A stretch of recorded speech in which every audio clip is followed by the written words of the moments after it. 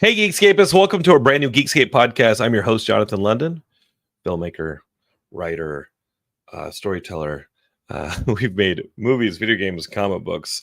I've had my hand in all sorts of entertainment, pop culture stuff. So I started a little show about it called Geekscape way back in 2006. So I can talk to like-minded fans, professionals, and celebrities about living and working in the world of pop culture. Of course, it's exploded over the last 10 years. You can blame Star Wars, you can blame um, Marvel, you can blame the explosion of Dungeons and Dragons. I think we might have another Dungeons and Dragons themed episode coming up for you guys very soon. The tabletop gaming stuff, like who'd have thought that 20, 30 years ago when we were playing this stuff as young teens or high schoolers, I'm speaking for myself, I just aged myself, that this stuff would be at the top of culture here in America and super popular. And I got to say, I love doing the show. Sorry I missed last week. Things are getting a little too busy for me right now. I think I might have another episode tomorrow. If you're watching this live on Facebook, YouTube, or Twitch, I have a little bit of a backup on guests. Not only that, but I think this Marvel Loki show ends next week. And then we go right into a Marvel's movie. So there's two Disney things wrapping up next week. And you know what that means? That means Geekscape has to have an Ian Kerner deep dive into wrapping all that stuff up. Ian's our comic book encyclopedia who sometimes hosts those Marvel wrap ups with me. So there's a lot going on over here. And we've just kept adding new shows to the network to cover some of the genres and some of the pop culture niches that we don't do very well here at Geekscape because we are just spread thin. And I got to say, I love the numbers. Thank you so much. I checked Spotify today. I did not know that over the last few weeks, it looks like the side of a mountain. We were I would say that on Spotify, we were a little tepid. I'm kind of sad that you guys took a while to catch up on Spotify. I have only myself to blame because we were around on Apple for so long since the beginning. Clearly, iTunes and Apple Podcasts started out with podcasting first, and we had a nice little group there. It was awesome.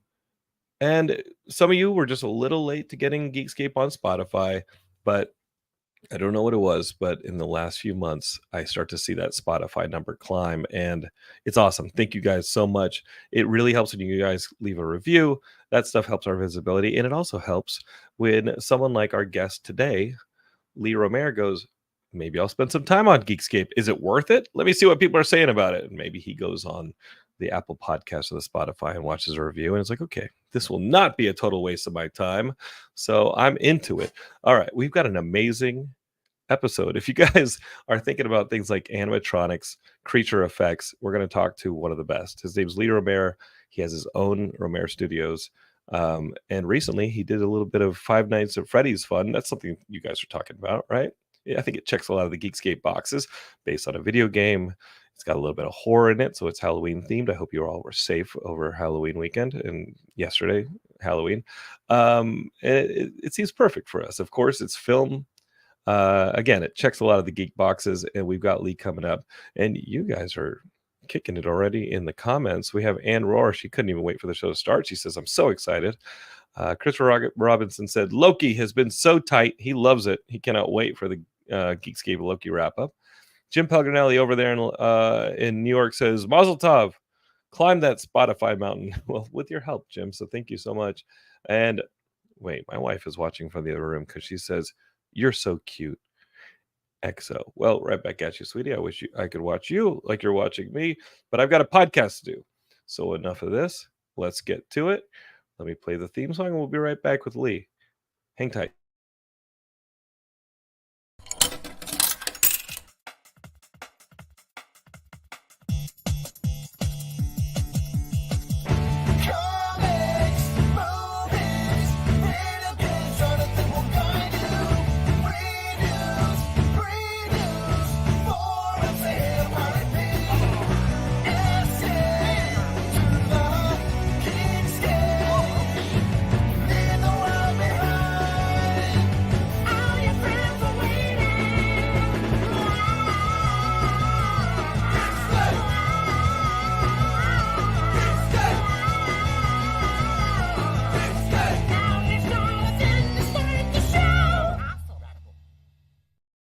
All right, Geekscapists, here we are, geeking out together.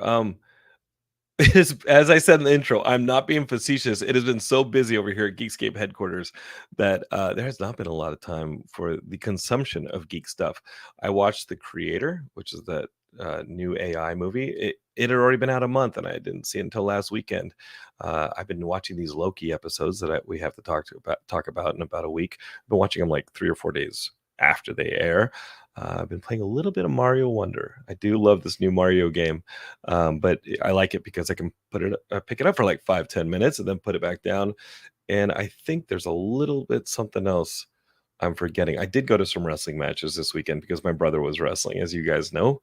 My brother Paul, former WWE Tag Team Champion on SmackDown, had some wrestling shows. They put him in a cage match on Sunday at a new promotion down in South LA called Compton Mania. I had so much fun with the Compton Mania folks. And I actually was there with Zach Diallo and Dustin. Zach and Dustin do the $2 late fee podcast here on Geekscape.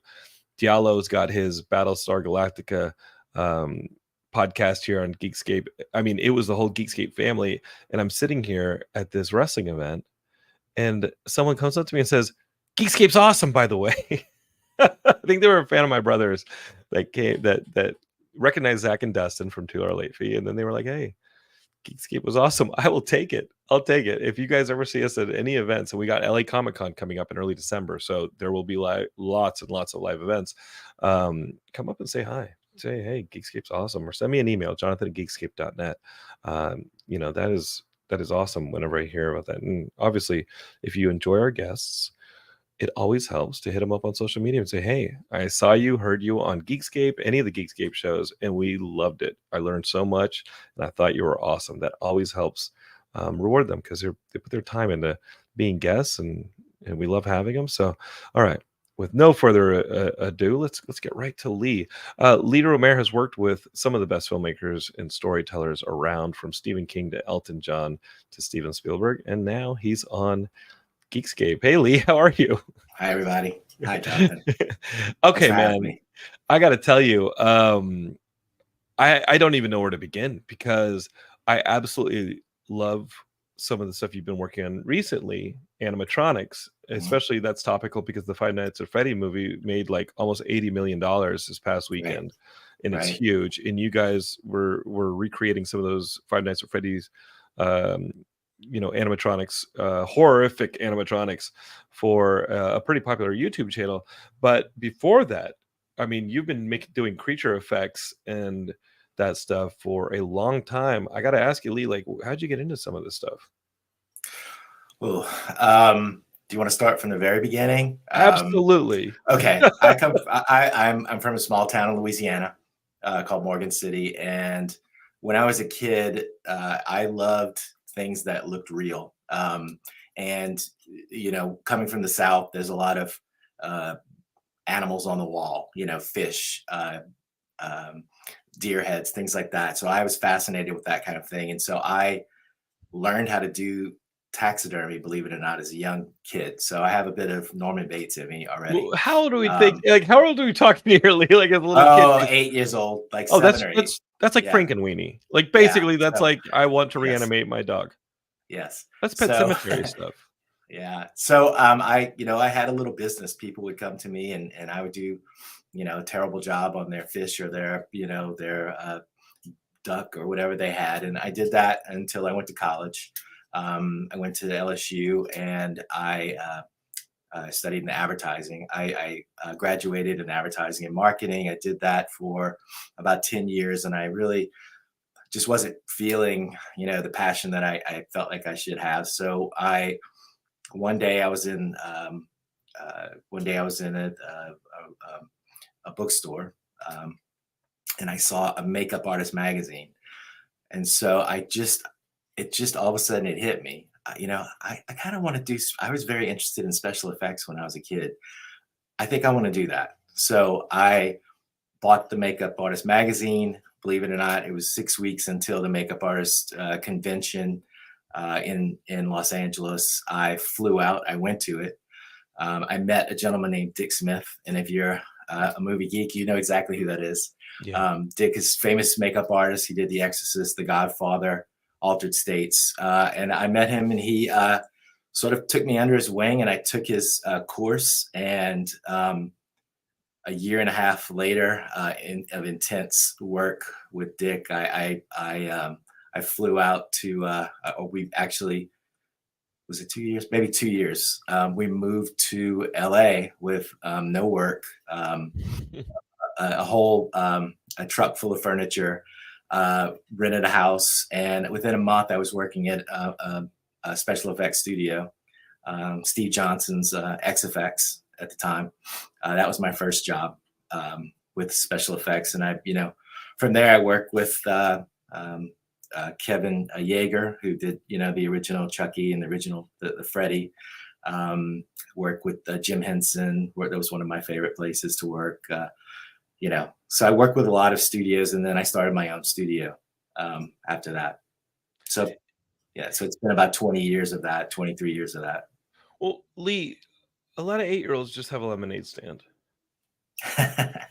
Like, what was the response from your parents? And like, I'm guessing you had siblings, perhaps, or what was the response when you were like, "Hey, I want to do taxidermy at this young age, and I want to kind of find the mechanics of this stuff"? My parents were just super supportive of those kind of things. I don't, they probably thought I was strange, but they were always very supportive of it. When we would go to, I remember we would go to Daytona Beach during the summer, and my parents would let me cut up a fish in the shower, and then put it out on the balcony. So they were supportive of my habit, and I was kind of the kid who's going to do what I wanted to do anyway, no matter what. I mean, I don't know how well received it was, but I was supported. Let's put it that way. And I think that's amazing. Somebody asked me today, because again, like I said earlier, when my brother was a pro wrestler and I got into, sometimes it's a financially tough pursuit, the creative industry, right? You have great years, and then you have lean years. And of course. And it's tough when you do not have the consistent employer and you're really doing freelance. It's really, we're in a strike right now, and things dried up for a lot of us creatives. So like, I was telling somebody today, like, they're like, what, like, how supportive were your parents in this? And ultimately, when I just remember, like, my parents, they never told me not to. They were always worried, but Right. Thank God for Paul pursuing wrestling, because it almost gave me freedom to do whatever I wanted, and I wasn't bouncing up and down on my head. So that helped. Your peers, though, like, they must have thought, like, in middle school, high school, going into college, that some of these interests were weird. But you were never like, really worried "Hey, about I'm in that. my own lane." Yeah, that's kind of punk rock of you, dude. That's like a real punk rock. Yeah, I never really worried about that. I mean, when I moved out here, when I told everybody I was going out of the blue that I'm going into special effects makeup, everybody thought I was crazy. No one, no one had anything to say about it until that first movie credit rolled on the screen. I remember my aunt and uncle went to go see the movie. They saw the name, and then all of a sudden it all became legitimate, What was the movie? After that, everybody was excited about it. Everybody supported, me in that endeavor. What was the film? It was Wind Talkers. It's a movie about the Indian Wind Talkers during World War II. Kevin Yeager did the effects for it, and I think that wasn't my first credit, but that was the first one that any family member went to go see. So it became real for some reason at that point. That's amazing. And I've had some pretty awesome effects people that I've either talked to here on the show, or we've had in our documentary Doc of the Dead, people like Greg Nicotero, Tom Savini. Oh, yeah. I remember Tom Amazing. Savini coming out to South by Southwest with us to premiere the movie. But I got to tell you, the one that I could not believe I was in the same room as was Stan Winston, the late, great, amazing Stan Winston. And as you're growing up and you're seeing this, you said you found this effects magazine, and clearly I'm guessing you're fans of like the Starlog, the Fangorias, the Sure. all that stuff. I can Yeah. totally hear you checking emails if that is what you're doing, sir. No, sorry, I was clicking my pen. All Okay, right. I can hear that. I'm gonna put my hands on my lap. It's all right. It's all right. What were some of the films that influenced you? What are some of the artists that influenced you? Right, because clearly you were fascinated by the reality of these things. You wanted to know Yeah. how you said you wanted to see if things were real. Yeah. What about why? What about the narrative of it all? What about some of the films that?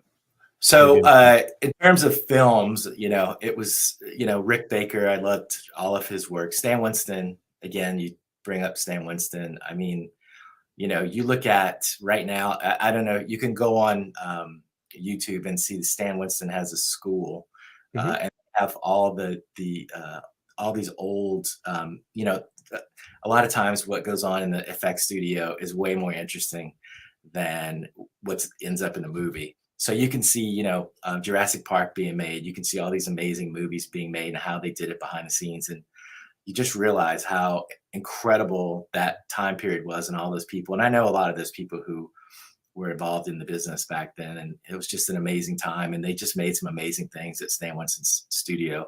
Again, as well with Rick Baker's studio. I always loved, obviously Dick Smith's work. I'm a big fan, of course, of Disney theme parks. I mean, that's another thing that really moved me as a kid, because you would move through these environments, Pirates and the Haunted Mansion and the Hall of Jungle Presidents. Hall of Presidents, which Yeah. I could say now that I worked on. It's still kind of creepy. Like, all those other ones I think were designed to be creepy, but Hall of Presidents was like incidentally creepy just because there was a bit of it that was creepy. Yeah. So those, all those things that I loved, like a lot of that I've been able to participate in now, so which is really exciting. Who else? I mean, the people I work for too, like Steve Johnson, amazing artist. I mean, just a magician. Greg Canham, a super nice guy, amazing artist. Kevin Yeager. I mean, he's very top. I mean, just all these really cool people I've been able to work with. Lee, when you think about animatronics specifically, we can talk about Five Nights at Freddy, but obviously this stuff goes back. Right? We were Showbiz Pizza kids. And going to Showbiz Pizza and having what was the name of that band? The Rockafire Explosion, with the gorilla and the wolf and the bird. It was a bird, and they're all playing their instruments, and they're rocking out. The Rockafire Explosion. Like, how many birthdays did we have at Showbiz Pizza before it got reskinned as Chuck E. Cheese, as many people younger than me know? There's something I think that's fun with these creatures being clearly animals or aliens or monsters. The uncanny valleyness of it when it's a human. What do you think the story is there? Like, why are people, like, what lends itself to a franchise like Five Nights at Freddy's, where there was this undercurrent of, and maybe it is the uncanny valley of it all, of it's close, it's lifelike, but it's not entirely trustworthy as a living being. Does that make sense?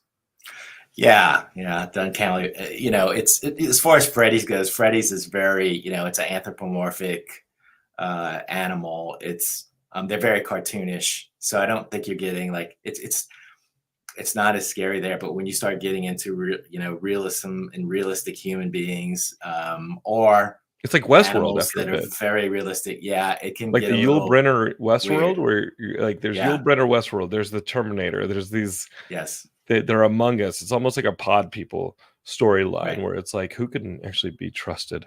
With Five Nights at Freddy, I mean, that's kind of clear why it's scary. It's this perversion of our childhood, right? Like, we're supposed it's a great, it's amazing. And then they're in states of idea. Decay, right? Like, there's parts of them that are like broken, and it's almost like that ending in Terminator where Sarah Connor's getting chased to that factory, and in Arnold, as the Terminator is getting worn down, and now he's got a skeletal hand and part of his face is skeletal, and he just keeps coming, and as pieces of him that make him human fall apart, he just keeps coming. But now it's like the things that make them fun and make them innocent and childlike are falling apart. It's just a horrific blend.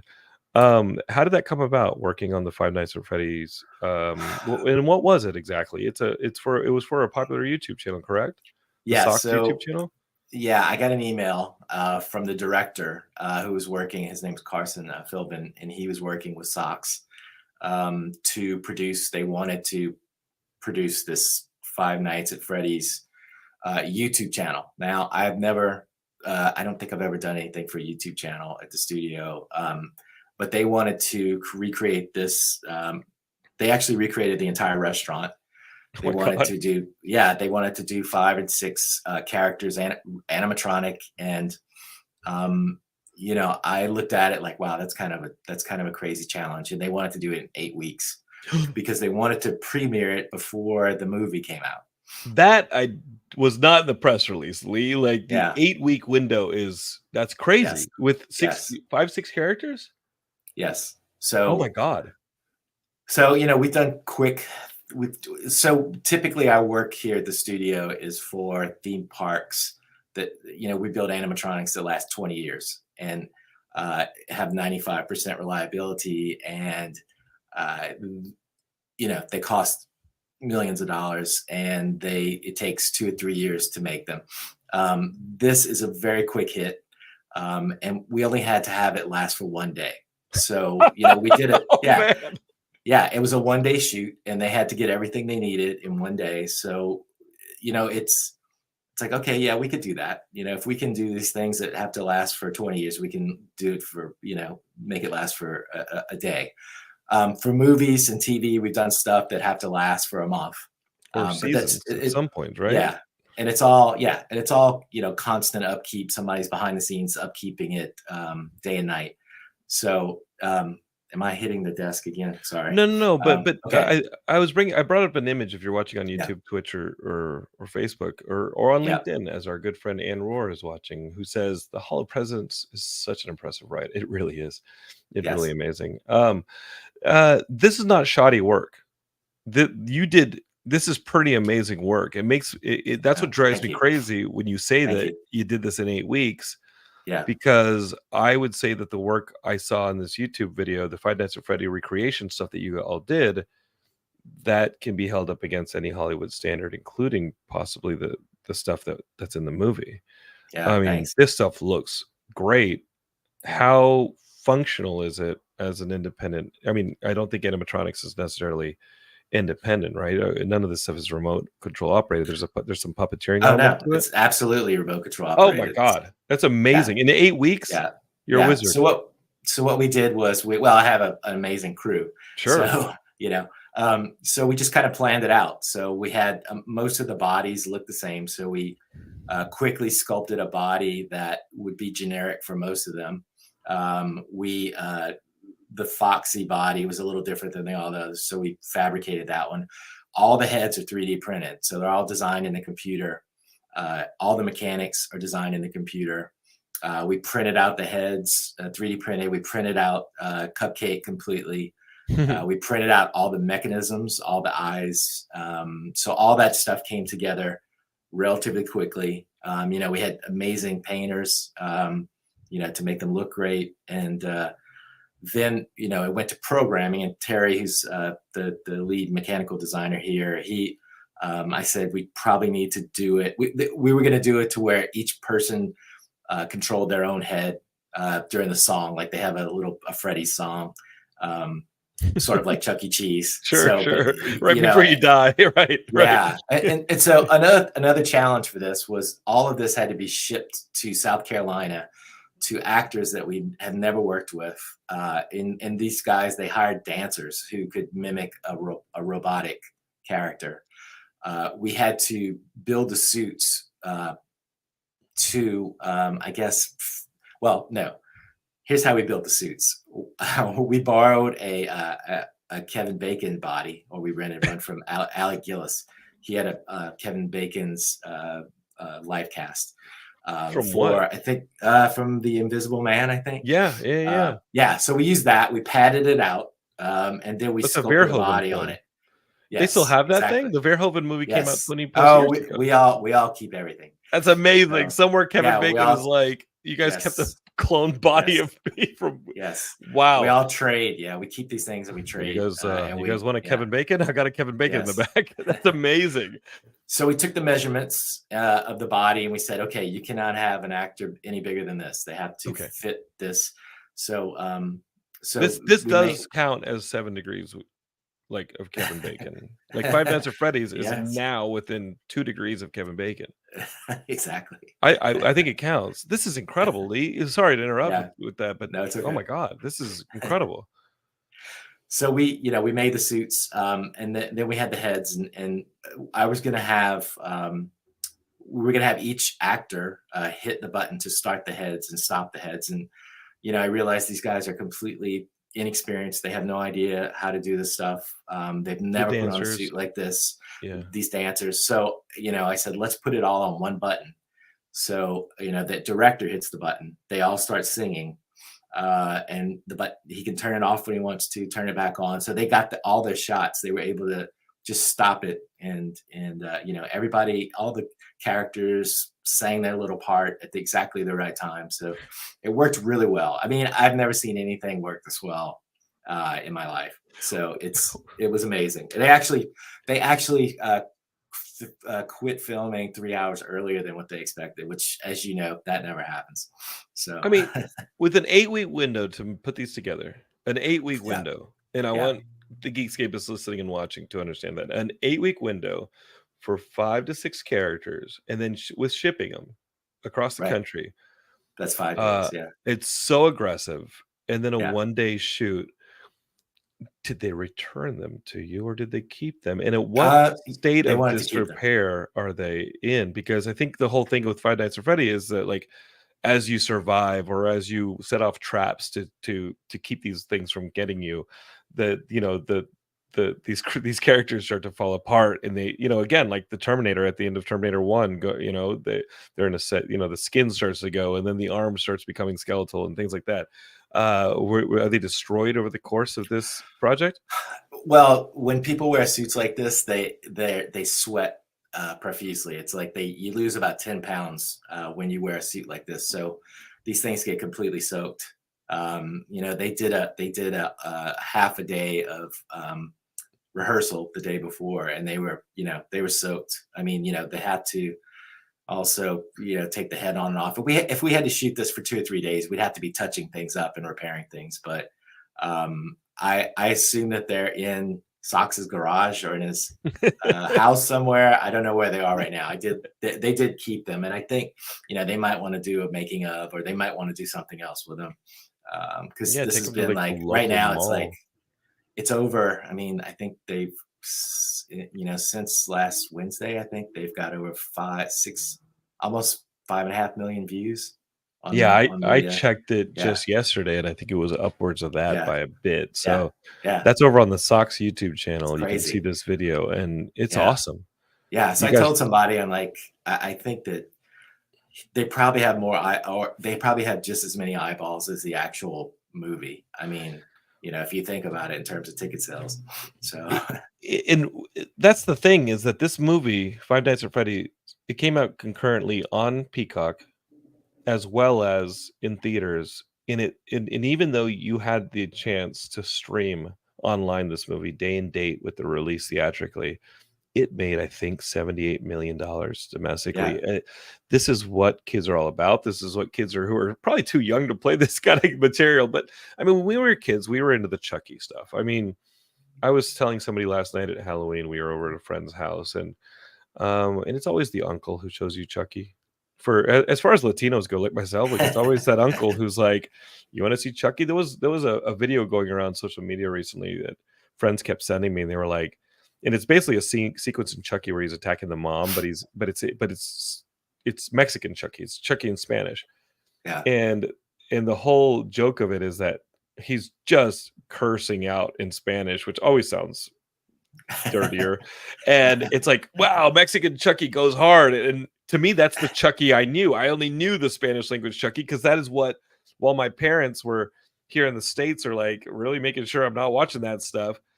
You got that uncle who's yes, like, hey, kids, you want to watch the horror movie? Here you go. You're going to love this one. It's got a doll in it. And man, it was For me, it was Freddy and Jason. It was the comic book ones. It was the fun ones, the Yeah. quote unquote fun ones. But it was I like the horror movies that have these kind of characters in them, where it's a bit of a comic book. You Yeah. know, I enjoyed the dinosaur. I was big into dinosaurs, big into Godzilla, Mhm. that kind of thing. King Kong was a huge favorite. I love stop motion. When I was a kid, everybody had GI Joes, but my GI Joe I made into King Kong. I put hair all over it and sculpted a King Kong face on it, and I had the buildings, and I did. It's really weird. I think about it now. I'm like, why didn't I actually get a camera and shoot stop motion? But I would just sort of puppeteer it, And I love puppets as well, which is very cool that I got to work at Jim Henson's. But those are the kind of things that I love.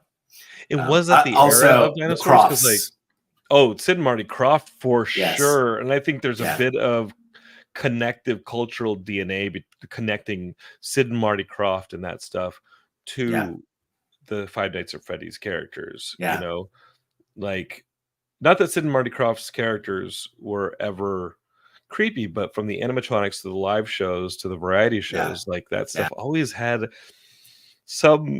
there's something to them. It was just beautiful. We had Shane O'Hare, who does our video game show here at Comic-Con. He interviewed either Sid or Marty, but the Crofts are still, I mean, that whole brand and that whole company is still rocking. As we go into the holidays, you're going to see a lot of them. Yeah. I have a lot of friends that have worked with them, and I'm not big into celebrities at all.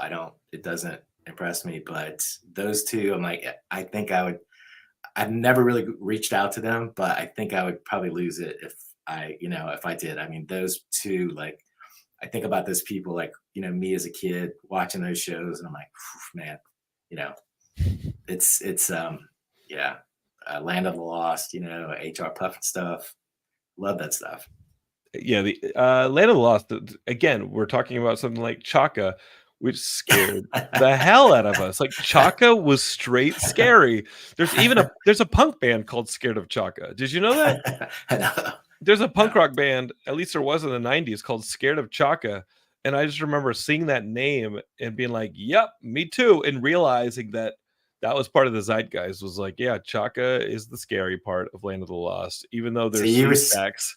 Yeah, you were scared. I was like looking at I was like, why can I see like a little line on the I can see all the things that are wrong with Chaka that don't work. That's Could what you I was imagine looking at.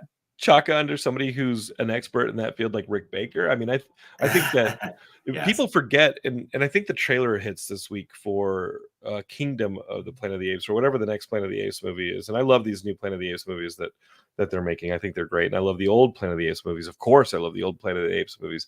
But Tim Burton's kind of forgotten Planet of the Apes from the early 2000s, the Mark Wahlberg Planet of the Apes. First off, Tim Roth and Paul Giamatti, their performances under that makeup are incredible. I think Tim Roth's Caesar performance is phenomenal. And then Rick Baker, if he did not win an Oscar for effects for that Tim Burton Planet of the Apes, and it really was not, looking back at it and watching it in theaters, you're like, this is, I mean, I'm not going to complain about a Planet of the Apes movie that I'm sitting and watching, regardless of what whether or not it's working for me narratively, because it's still fun. But when the dough doesn't always rise in multiple places, I still look at that one and say, especially now that we have CGI apes, which are still phenomenal, and we still have those mocap performances, which are phenomenal performances. But damn, that Tim Roth, I just love the makeup. Yeah, that Rick Baker makeup, and that that's is the guy. That was Kazu did that one. Kazuhiro.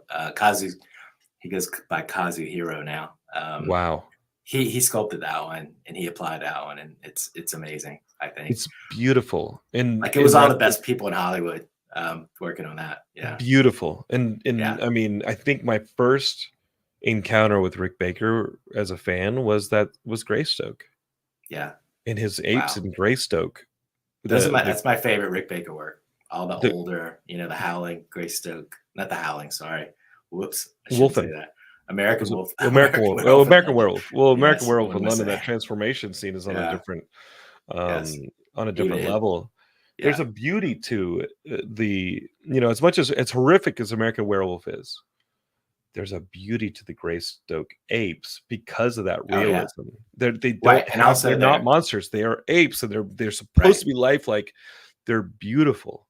And they're made up apes. That's the interesting thing. It's like they're not a chimpanzee. They're not a bonobo. They're not a gorilla. They're just a made up ape, and it's perfect for that fairy tale aspect of Tarzan. So here's an interesting story. And that Planet of the Apes movie, that's actually one of the first interviews I ever had when I moved here, was with Rick Baker. You'll love this. Which the Tim Burton Planet of the Apes? Yes. Incredible. So yeah, so I got and I'm sure Dick Smith set this up for me, but I sent my resume out to everybody, and I got a call, Rick, come interview with us at Rick Baker. So I went to his shop in Glendale. It just looks like an industrial. At the time, it looked like a big, giant industrial building. They all do. It's pretty amazing. I bet if I went to visit you, it would be like, yeah, it's this warehouse over here. I love it. So you walk in, just a very, very just normal entryway. So, okay, walk through that door. Rick will see you now. So I walk out, and then there's this castle-like atmosphere, these big stairs with two big flying monkeys on the ends of the stairs. And I walk up the stairs, and Rick Baker walks out of the shadow. And the first thing I thought was like, wow, he just did that on purpose.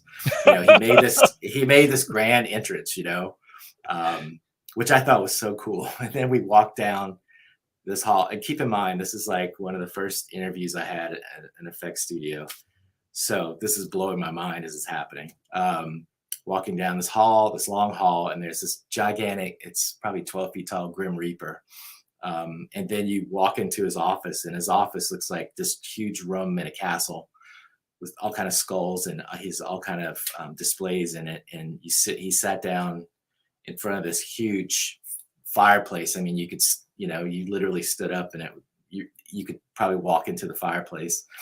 And he, gave me an hour looking at my portfolio and just talking to me, and, just, he's so generous and nice. But, what he really said was, Lee, I have 10 people I can call right now for this movie. We're doing this movie. And he told me everything they were doing. I mean, he told me so many things that, were, I'm sure, very just top secret.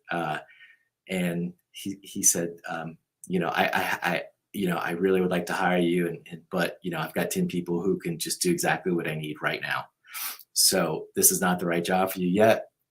Keep going. And then it was like, and I'm like, I'll work for free. I'll do whatever you want. I'll sweep the floors. But then it was like out the door, and that was it. And that was my one of my first interviews, and like I always remember that as just being so cool. And I've been with him at small parties before, and after that, and other events, and he's just super nice. And I never did work for him. I never did work for Stan, but there's some people that, in my opinion, in Hollywood, that you love their work, and you want to emulate some of the things that they do. But it's almost better not to work with them, because the fantasy is still alive in your mind about what it's like. When sometimes you go work for a place and you think this person is great, and it turns out that they're a jerk, and it's not a great place to work, and it just kind of kills it all. So I'm really glad that I didn't work for him, even though all my friends say it's great. It really was great to work with him when he had a studio. And so anyway, that's my Rick Baker story. It's pretty awesome. And yeah, you roll the dice with working in that magic, and being able to work with them, because you're right. Like sometimes, and this has happened with Geekscape, where I'm like, okay, well, I don't think we vibe, but it's, I'm still a fan, but I don't think we vibe. And you're allowed those feelings, Lee. but you've got your own thing going on here, and you've worked on Yeah. some pretty amazing things from like Spielberg's War of the Worlds, Elton John. I believe you worked with his live tour and things like that. What I happened? did makeup on that. That's Yeah. pretty incredible. And so Geekscape is, I know we're talking animatronics and things like that. But Lee is not just animatronics. He does creature effects, makeup, all that stuff. And Right. he's actually worked on some of our favorite attractions. I mean, you won a 2002 Emmy for the prosthetic design on 6 Feet Under, that HBO show, Right. which is Yeah. phenomenal. And it's Yeah. about, I mean, you were kind of preparing for this since you were 8 years old, with the dead fish and stuff like that. Like you're literally working on a show about a family that deals with a morgue, right? Like Well, these it's morticians. yeah, it's really kind of luck. A lot of it's luck. I mean, you are as good as you are, and you come into these jobs, and it happens. And I was lucky enough to be at Masters Effects when that Todd Masters was the guy who had the show, and he has a great studio. I think he's in Canada now. Mhm. But I was lucky enough to the reason why I was able to do that is because they were out of the studio. They were in Canada filming um, I can't remember, Stargate or something like that. Sure. They had a lot of TV shows. So I was kind of left alone to make this body and to do these makeups and sculpt them. So I was given the opportunity to do that, and I took advantage of it. And that was the first year where an actual sculptor could be part of the Emmy. Wow. Yeah, And so you got it. I got it. So I lucked out. Yeah. So if So I I watch was up. 6 feet, Yeah. wow. If I watch But 6 feet yeah, under and I see yeah. that body, how much like Kevin Bacon is it gonna look? Oh no, it was some actor. Yeah, I'm kidding. yeah, Because it had to be because it wasn't like this the 6 feet under stuff. Like you always see what happened to the person, and then mhm, they end up there in the morgue. So it was always the yeah, actor. So you had to do a live cast from the actor that was cast in the yeah. episode for sure. Yeah. And they did so many great dead bodies in that show. I mean, this one was probably one of the lightest damage bodies, but it was it happened that that's the one that they liked and they nominated, and it happened. It's So incredible. yeah, Incredible. We have to talk because it's Geekscape and we love Star Wars. We have to okay, talk about your work on the Galactic Star Cruiser at Walt Disney okay, World because all right, when we heard the Galactic Star Cruiser announced, that's like the ultimate vacation, right? You get to go on this Star Wars Galactic Star Cruiser and it's almost like you're LARPing.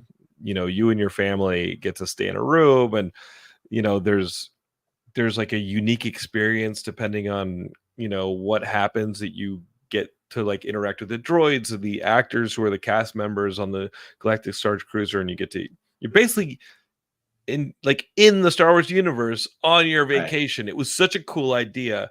right, Talk about your experiences with that because it was such a short-lived like project for us fans. The yeah, window for us to be able to experience it was so short that yeah, it's almost like it didn't for us fans find its footing and like really find its profitability. And obviously the pandemic did not help that project, right? Because vacationing got just like eliminated. mhm, But man, if something like that could come back, like it yeah. just seems so cool. What was your experience with it? Well, the reason why I can talk about it in a general sense, because Hmm. we won a themed entertainment award as part of a group that did that.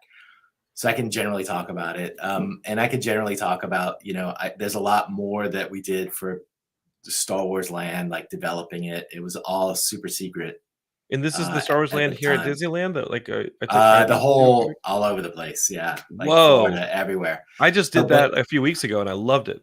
yeah, there's a lot. Well, we do a lot of research and development work. So we did a lot of research and development on characters and different things, as a vendor for Imagineering. And I can't really say too much, but part of those things that we part of the things that we developed ended up at the Galactic Star Cruiser, and I thought it was a great idea. You know, unfortunately, it just didn't. You know, for whatever reason, it didn't click, and I'm sure they're gonna use that information to create. You know, I mean, it's like for them, it's learnings. You know, it's learnings about what's the future of entertainment, what's the future of themed entertainment, live experiences. So, you know, they have a lot of money and they can invest in this kind of thing. And you know, if it doesn't, if it's not right away, I mean, there'll be a tweak and they'll come back with something else that makes sense, I guess. I'm There's an speaking for them, but argument, that's what I think. and there's an argument to be made. I was talking to somebody who went to their first NBA basketball game. I think this was last night, and they were like, "I'm not a fan of sports, but a friend had tickets," and I said, "Why not?" And I went, and it was a completely different experience than watching sports on TV, which has never worked for them. And then you have things like, I believe it's the Sphere in Las Vegas, this concert venue that is this dome in downtown Yeah, Las Vegas that they can insane. skin with any kind of Yeah, LED or any kind of graphics. And my friend Adam actually does a lot of does some of the math for that, for the Madison Group, which the Madison Square Garden Group that owns that venue. And he went and experienced it because he works for them and saw his work in person. And this U2 stuff is just insane. And people are paying a premium. They're paying $400, $600 plus for tickets to yeah, this Sphere in Vegas. And why not? I think as we look at things, and there was an article in Variety today it's a game changer. about Yeah, Marvel, and Marvel, which we love. I love my Marvel. I got to go see my Marvel movies. Got to watch my Marvel shows. You know, the 12-year-old Jonathan reading comics, and like, who never dreamed that he'd be able to see this much Marvel content on TV and in movies. So I got to see all of it. And there was an article in Variety today about you know, the hurdles that Marvel has in their future as they come, you know, into these phases, and they deal with things like, did they oversaturate Disney Plus? Is there too much, you know, content? Is you know, what's happening with the box office numbers for the Marvel films? Are fans going to still show up, and things like that? And there's an argument to be made that experiences like Star Wars Land, which I thought was, I had as much fun, if not more, on the Star Wars Land rides than I did watching some of these movies, because it's so immersive. And again, I go back to the Sphere, and go, you know, you can watch a concert on TV. Sure, you can listen to music, and you can watch something on your phone, but being in the Sphere and having it be a whole part of an interactive experience and something that's also collective with other people. I right. think that in you're all experiencing it together. You know, I think there's something to be said for that, as far as taking us away from the screens and the isolation that is also part of our consumerism, right? Like, it's Yeah, incredible.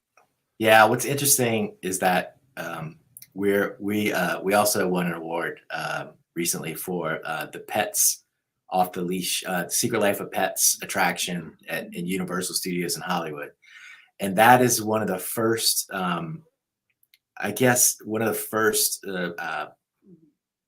dark rides that Universal has created that has 40, 50 characters in it. What does that mean? Um, Dark ride? Oh, you know, just one of these little. It's a kid's ride, so it's you very said slow. park It's ride like or dark ride? dark ride, like Peter Pan's Snow White Scary Adventures, Peter Pan's ride in Disneyland.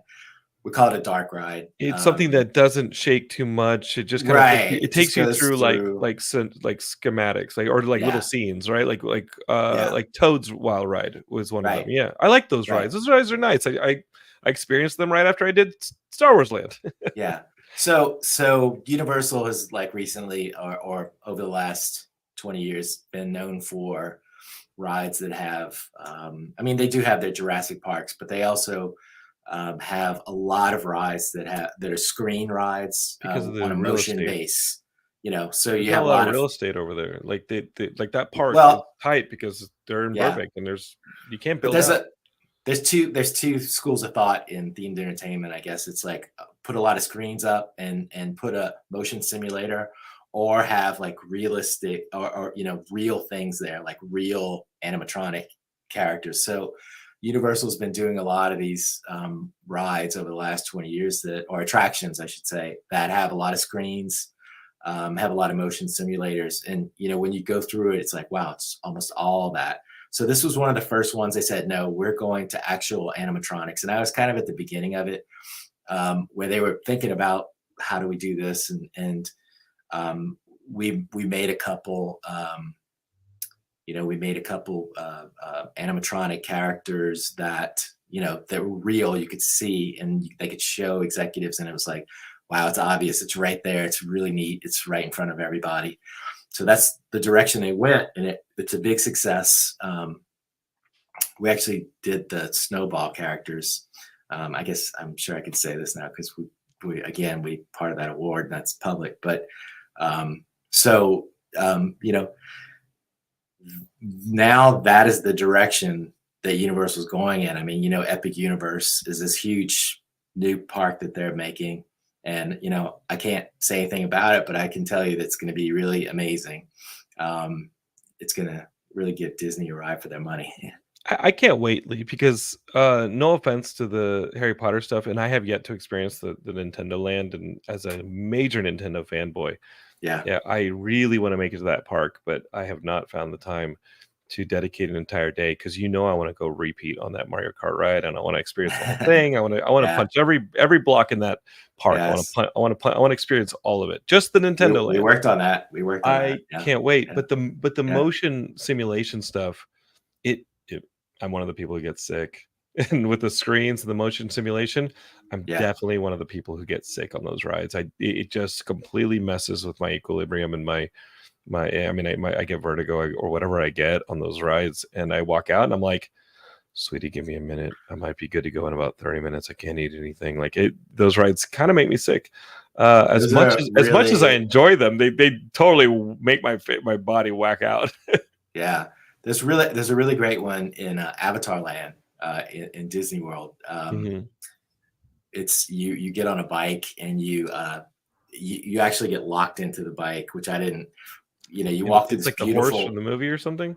It is. Yeah, we're riding on the dragon, and yeah. So you go through this beautiful queue. I mean, it's just an amazing land, and then you go on this. It's called Ride of the blank. I'm blanking out on it. Sure. But you sit on it, and I'm a little bit claustrophobic, and you sit on this sort of bike thing, and then all of a sudden your legs get locked in, and your back gets locked in, and I was like, I'm gonna ruin this ride for everybody because I have to get off this immediately. But I calmed down, and then took the ride, and I think the bike actually faces this way, and you're like looking at this huge screen, but you don't understand what's going on. But but your body it's really amazing. It feels like you're yeah. flying. Yeah, it feels like you're flying through the air. It's so cool. I mean, if that's one that you should do, you should suck it up and try it out. Suck it up. It's amazing. Suck it up. I mean, I believe the thing I'm sucking up is my own like whatever I ate an hour earlier. That's what I'm sucking up. Like that's the danger with having me on these rides. Yes. But I will make it to the Nintendo Land. I will appreciate your work and I'll jump on Secret Life of Pets and I'll take a look at it. Like that you can handle that one.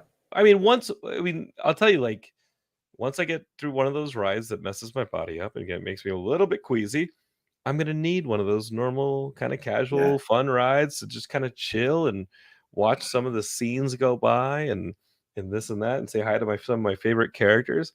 Lee, it's been awesome having you on Geekscape. Like I love talking to you, man. You are a wealth of knowledge and experience. Anna Rohr says it's called the Avatar Flight of Passage ride. She says it's so amazing. It feels so real. And this is coming from a fan who I think she's actually hung out with Navi before. And she's riding there. And then she actually says that she loves Five Nights at Freddy's. Such an amazing movie and series. Love the games. The movie was so accurate.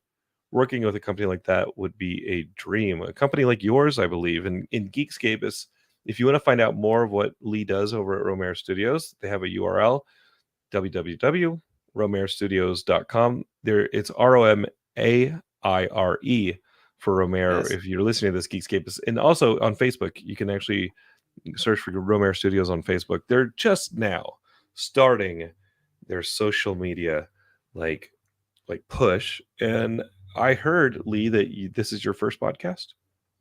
It is my first podcast. I feel wonderful. How was it's been good? Have you enjoyed your time here? Have you enjoyed your visit to the Geekscape? Yeah. It doesn't I didn't think I'd compare. have. Yeah. Yeah, we didn't lock you into any ride. Yeah. No. Well, listen, man. I think you did great. I will give you an A+ Thank you. for your first podcast appearance. It's one of my first. Yeah. It's amazing. Wait, first A+? Okay. Yes, you're doing greatly.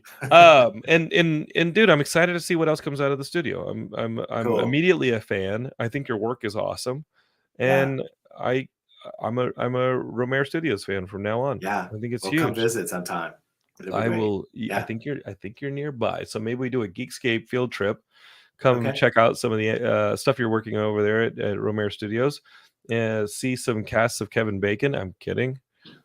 maybe you have to give it back. And we just chill.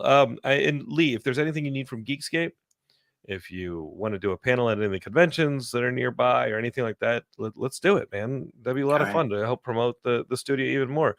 Geekscape is the Socks YouTube channel is where you're going to go to see Lee and his company's work, his entire team's work on this Five Nights at Freddy's video. It is awesome.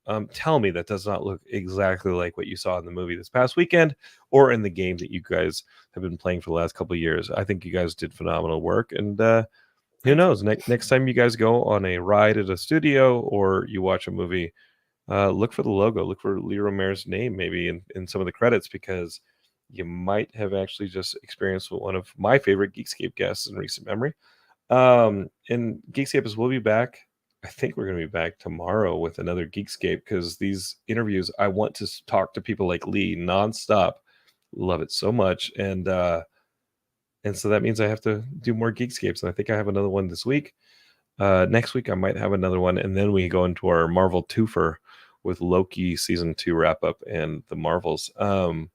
It's been awesome in Geekscape. I saw the artwork today for our Big Brothers Big Sisters charity that we're doing in Christmas at Christmas time. The date is December 8th. Please mark your calendars for a full live stream from almost every show in the network will be represented doing their own live stuff here on this feed. If you're subscribed to the YouTube channel, you're in the right spot. If you're subscribed to us over at the Geekscape Forever Facebook page or the Geekscape Facebook group, I think one's a group, one's a page, but just search for Geekscape, you'll find us.